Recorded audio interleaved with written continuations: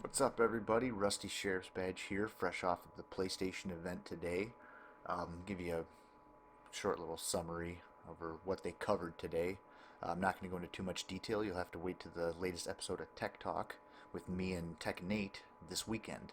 Let's jump right into it with Andrew House up on stage to talk about the vision of PlayStation and where it's going for the future and all that jazz and the usual spiel that they give at these kinds of events and stuff. Moving on to 40 million units sold worldwide, or over 40 million units sold. That's really, really good actually, compared to other consoles. And then to announce the PS4 Slim, or at least acknowledge that it exists, with the price of $299. 50 bucks more than I was expecting. I don't know what the reasoning is behind this, but whatever. And to move on to talk about the future of gaming in 4K and HDR with the PS4 Pro. They decided to go with Pro instead of PS4K, which I think is smart. Mark Cerny, the lead system architect on the PS4, heading up the design of the PS4 Pro. So that's a good thing because I like what he did with the PS4. And talking about the upgraded components, basically the same exact components, just higher clock speeds, just like I thought. And then the feature set, 4K, HDR, HDTV, and then better PlayStation VR support on the Pro. Here's a clip, or not a clip, but a picture from Spider-Man. Suit looks pretty good. This is, here is For Honor. Lara Croft from Tomb Raider. See, they're just kind of going over a lot of games, old and new that have been upgraded or getting all the 4K treatment and stuff like this. Killing Floor 2. The previous clip was from Watch Dogs 2. Moving on to HDR, high dynamic range, and talking about how the human eye reacts to lighting and how many different colors we can naturally see and stuff like that, how HDR enhances all that. And here's a shot from Days Gone using HDR and at 4K resolution. Another shot from Days Gone. Another one here. And moving on to, here's another, existing, already released title that's getting HDR and 4K support, and Uncharted 4, which is going to be awesome. That game already looked incredible.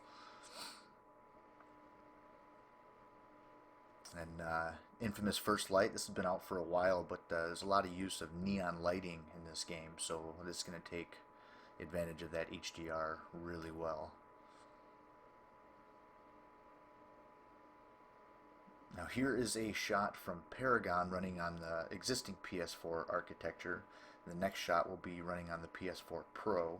As you can see, there's added features, better resolutions, more foliage, stuff like that, just better detail. It's another shot from For Honor.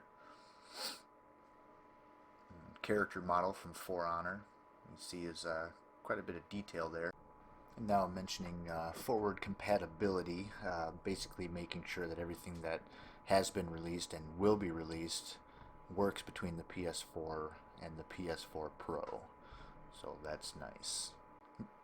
Now, moving on to PlayStation VR support, they're just giving their developers options to, add better resolutions and textures and stuff like that and better frames per second. Here's some shots from Horizon Zero Dawn, title I am very excited for. Looking really good in 4K with HDR, as you can tell. And here's Andy Hendrickson, CTO of Activision, to talk about Infinite Warfare. We'll be running at 4K with HDR at 60 frames per second, that Call of Duty fans are so very familiar with.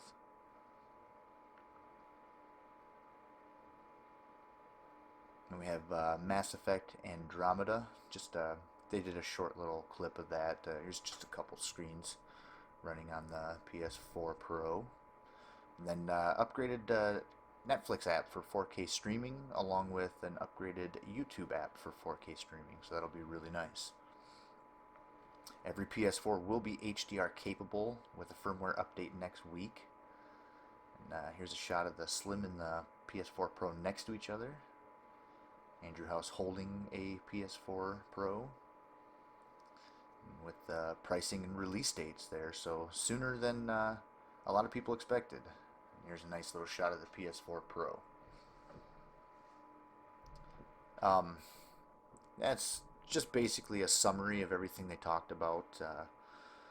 I didn't want to go into too much detail. Like I said, they'll be doing another tech talk with Tech Nate this weekend. Hopefully, we'll have that video shot and uploaded before the end of the day Sunday. And in that video, we'll be able to go over everything in much more detail.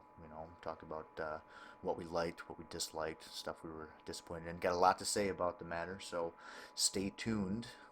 Keep an eye on my channel. Keep an eye on Tech Nate's channel, and thanks for stopping by. Thanks for listening.